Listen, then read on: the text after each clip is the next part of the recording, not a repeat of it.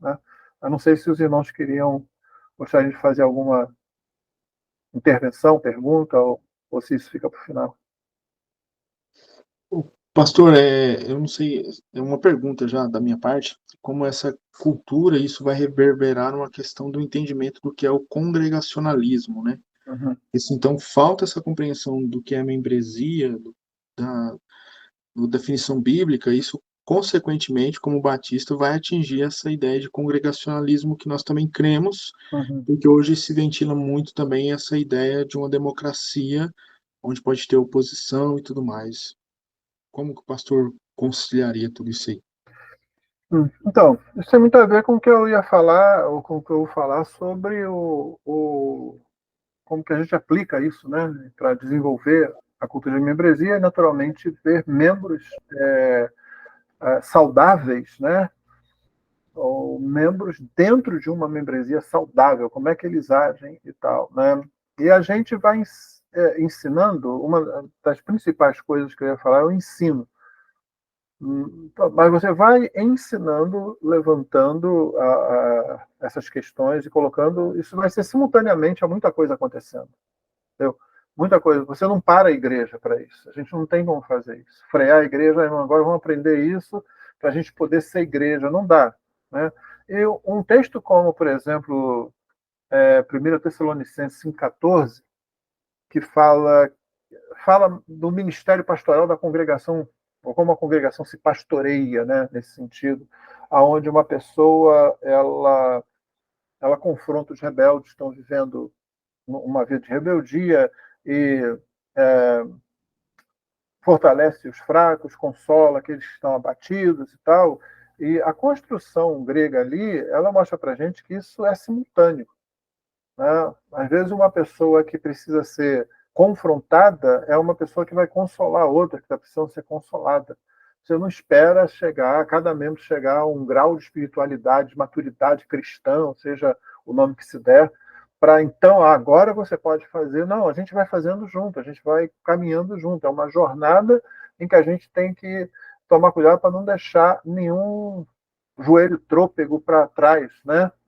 Então, essas coisas nós vamos assim ensinando. Por exemplo, o congregacionalismo, ele é uma decorrência do próprio conceito, ele está ligado, não vou dizer uma decorrência, mas ele está intrinsecamente ligado ao conceito de membresia, no entendimento que nós temos na Igreja Batista. E ele é uma decorrência direta da doutrina do sacerdócio universal, né? Essa doutrina tem que ser ensinada, obviamente, e a aplicação dela. Tem muito crente que não sabe. Peraí, mas eu sou um sacerdote, em que sentido que eu sou, né? E os irmãos sabem que a principal característica de um sacerdote é que ele tem acessibilidade. Né? Essa é a principal. Ele vai aonde o outro não vai. Então, o sacerdote, eles vão no lugar santo, a congregação não vai. O sumo sacerdote vai no lugar santo dos santos e os sacerdotes não vão. Ele tem acessibilidade, por isso ele pode ser mediador. Né? Nós somos chamados de sacerdotes, justamente um sacerdócio universal, porque não há um intermediário entre nós e o nosso Deus. Eu não preciso de um sacerdote, de um padre, né? Um grande enfrentamento na reforma foi esse, não? Um cara que se interpõe, que vai dizer o que eu faço, tenho que fazer para ser perdoado, para ter minha comunhão com Deus restaurada. Não, eu tenho acesso ao Senhor, eu tenho acesso ao Espírito, à palavra, à condução do Espírito Santo, tal.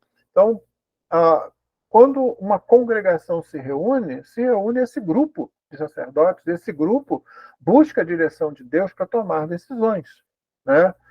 E a gente já começa por aí a definir as diferenças entre congregacionalismo e democracia. Eu sempre lembro isso, ainda mais que a igreja está recebendo gente nova, sempre, né? E os novos membros, quando vão entrando, as primeiras assembleias de que eles participam, né? Porque na nossa igreja, a assembleia só com a presença dos membros da igreja. Nós não temos.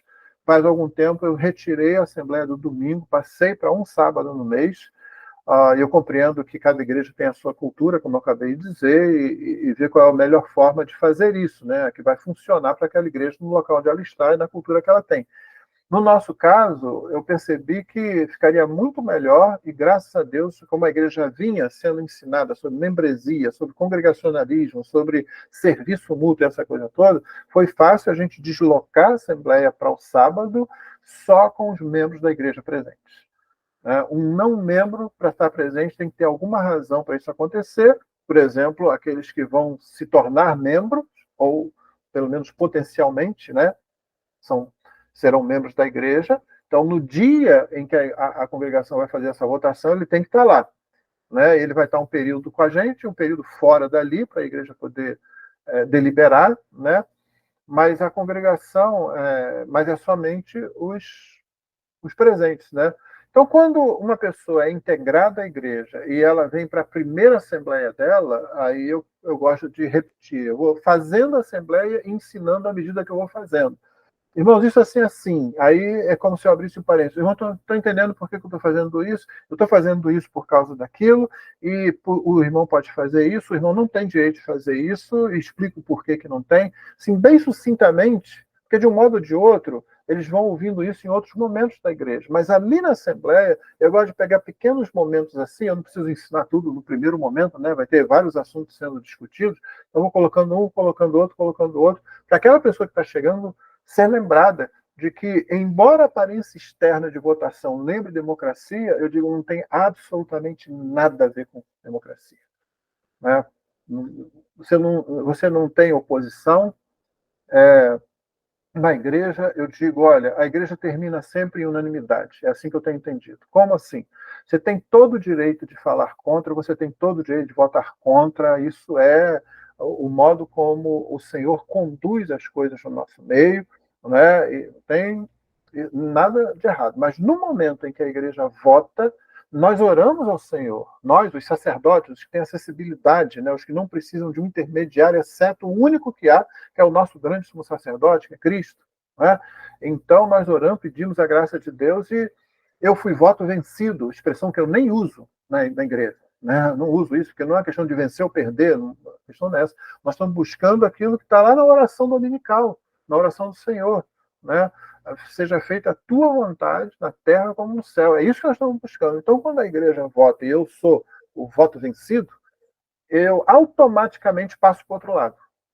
Eu agora vou trabalhar para isso aí funcionar. Se não funcionar, eu não vou me tornar aquele tipo muito ruim de pessoa, né? Eu falo isso para eles. É um dos piores tipos de gente que há, é aquela que diz, olha, tá vendo? Eu falei, viu? Eu te disse. Tinha um desenho animado que tinha um personagem que falava isso o tempo todo. Eu te disse, eu te disse, eu te disse, né? Mas a pessoa fala, ó, eu avisei, viu, não sei o que. Eu falei, não, meu irmão, se você for pego falando um negócio desse aqui, é possível que você vai ser disciplinado por isso. Porque você está indo contra a vontade da congregação. Então a congregação decidiu, e de repente ela não fez a decisão melhor, nós podemos ouvir mal a voz de Deus, nós podemos fazer alguma coisa assim. O que você vai fazer? Você vai investir para consertar aquilo. Você vai fazer como Daniel. Lembra de Daniel? Daniel, já leu a oração dele? Daniel, ele diz, nós pecamos. Peraí, Daniel não. Daniel não estava nesse negócio, não. Ele sai já desde novo, desde o início, ele demonstra ser alguém que está diante do Senhor, mas ele não fala, não, nós, Senhor, nós cometemos esse erro, nós trouxemos sobre nós mesmos, ele não fala eles, né, ao rei lá com os seus principais e os falsos profetas, não, nós. Ele se inclui. Eu disse que o conceito de membresia está ancorado no Antigo Testamento. Uma das demonstrações disso é quando tanto Daniel, na sua oração, como Neemias também, na oração que ele faz, eles se colocam de nós, eu também estou junto, né? Eu estou com esse grupo aqui. Então, meu irmão, se a congregação toma uma decisão, você vai na direção que ela foi agora, depois daquilo. Você esquece, vamos trabalhar. Não deu certo, vamos consertar, vamos trabalhar para consertar. Entendeu? É isso que a gente vai fazer. Então, você vai ensinando que não há oposição, você vai dizendo, olha, não é democracia. Não é por causa disso, por causa daquilo, as diferenças todas que existem. Né? Principalmente a própria base, que não é o direito que alguém tem, mas principalmente o acesso que os crentes têm ao Senhor. E eu falo para os irmãos, é por isso, irmãos, que a gente espera que quando você chega aqui para uma assembleia, você tenha orado pelos assuntos que são previamente colocados para você, né, que você tenha orado por aquilo, que você chegue aqui pronto para servir a sua igreja né, falando o que você tem que falar no momento da discussão, votando do jeito que você tem, mas no momento que a igreja foi, é na outra direção que você vai. Não tem, qualquer outra atitude é diabólica, é pecaminosa, faz mal à igreja. Ficar pelos cantos, rodando, tal, não. Crente não faz isso. O diabo faz isso. Esse negócio de andar ao derredor é coisa do diabo. A Bíblia deixa claro isso. Né? O crente não. O crente ele se apresenta. O crente é assim, sim, não, não. Então, no momento em que, às vezes, a igreja toma uma decisão que não é a que eu mesmo goste, né? A que eu preferiria, mas a Assembleia não tomou uma decisão. Se ela tomou uma decisão, eu orei por aquilo também, eu vou considerar, Senhor, o Senhor pode estar disciplinando a igreja, já que ela está indo nessa direção, ou o Senhor pode estar me disciplinando, de repente sou eu que estou precisando, né? Mas, de qualquer forma, eu estou com a igreja agora. Eu não fico com má vontade, eu não faço oposição, eu não converso pelos cantos. Não. E encerrou o assunto. Aquele assunto não pode ser trazido novamente, né? Tecnicamente falando, a gente diz que nessas situações, só quem poderia levantar é alguém que votou com a maioria, é alguém que ganhou, né? Então, uma pessoa assim, de repente, pode trazer, mesmo assim, a gente vai ouvir primeiro essa pessoa para perceber, para entender, né, a liderança da igreja, entender se realmente faz sentido aquilo ou não, né? Nós não somos um Congresso Nacional, nós não somos associação de moradores, condomínio, classe trabalhadora. Não. A igreja é outra coisa. Onde que está isso? Está no conceito de membresia da igreja. Conceito de membresia. Né? Da autoridade que Cristo deu à congregação e a mais ninguém. Né? A congregação reunida é que tem essa autoridade. Então, Anderson, assim, o ensino que inclui a pregação, ele tem, a gente tem N oportunidades na igreja. Eu sou muito partidário, se eu puder usar essa palavra, do discipulado informal. Porque nós temos discipulado formal, né? Eu estimulo isso, os irmãos fazem isso também, mas o informal, ele produz muito fruto, que é quando você está numa reunião que não é o culto, você encontrou as pessoas para assistir um jogo de futebol na casa de alguém, e tem o antes, tem depois, tem até o durante às vezes, né? Às vezes o jogo fica chato, fica ruim, aquele jogo que você perdendo meu tempo. Aí você começa a conversar sobre assuntos, às vezes um comentário que é feito sobre o jogo, dá chance de você ensinar alguma coisa.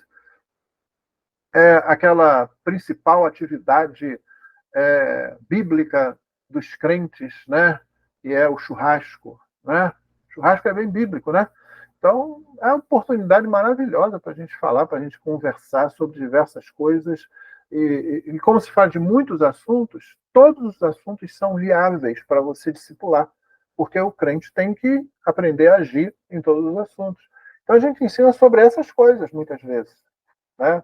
Inclusive sobre congregacionalismo, sobre como que a igreja funciona. Você está numa conversa assim, se tem crente novo, então, e você não precisa parar tudo para dar uma aula. Você conversa um pouco sobre aquilo, muda de assunto, mas a conversa ficou. Muitos irmãos vêm, né, principalmente os mais novos, estão aprendendo alguma coisa, e falam, pô, pastor, aquela conversa que tivemos no passeio de sábado, aquilo me fez pensar sobre isso, sobre aquilo. E eu não parei para dar uma hora de aula, não. Falou ali 10 minutos sobre um assunto, mudou para outro assunto, porque a gente está no passeio, né? Uma outra coisa qualquer, mas houve um momento ali. Então, uma das coisas que eu ia falar, além do ensino, que é óbvio para a gente, mas que eu ia colocar, inclusive, é intencionalidade. Intencionalidade. Mas, antes de continuar, tinha outra pessoa querendo fazer uma pergunta, né, que levantou a mão aí. Fui eu.